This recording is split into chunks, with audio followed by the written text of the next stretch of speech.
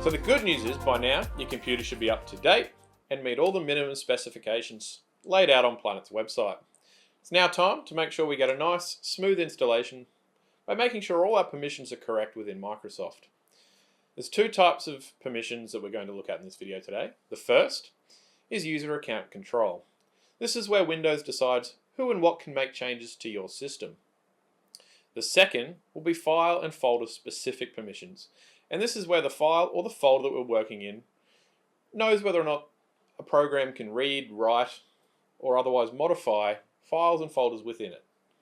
It's very important we do this step just to make sure that during this installation process, no files or folders are blocked or go missing, which could cause a lot of issues later on down the road. So what we'll do first is we'll check our user account control settings. To do this, we're going to go down and click on our Windows icon at the bottom left of our screen. We'll then type in UAC. We'll select Change User Account Control Settings, and then we'll slide this bar down to the very bottom. You'll see it's now saying not to notify or block applications trying to install software / make changes to your computer. After this, we'll click OK, and if prompted, you will need to confirm your change by clicking OK on this notification. Once your UAC is set correctly, we'll now need to move on to setting up a folder on our C drive to install Cabinet Vision. To do this, we'll first access our File Explorer, and on most systems, you'll see this little file down in the taskbar. However, if you do not, you can go back to your Windows icon, right-click, and select File Explorer.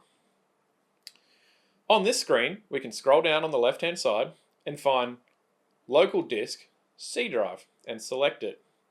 You should see some folders already on the screen, such as Program Files and Program Files x86.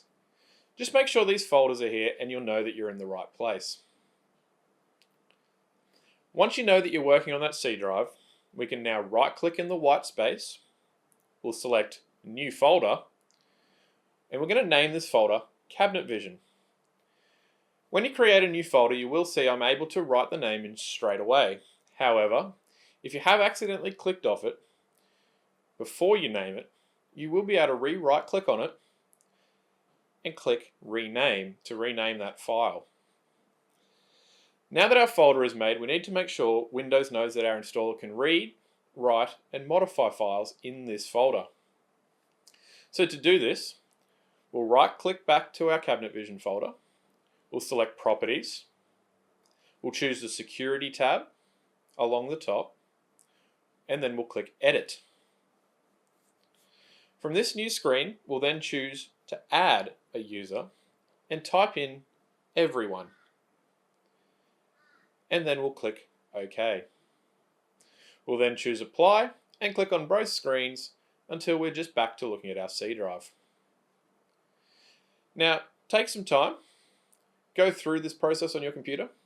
Feel free to watch back over the video. It's very important that you get this part correct. Once you've got that file set up on your computer, come back and we'll have a bit of a chat about antivirus.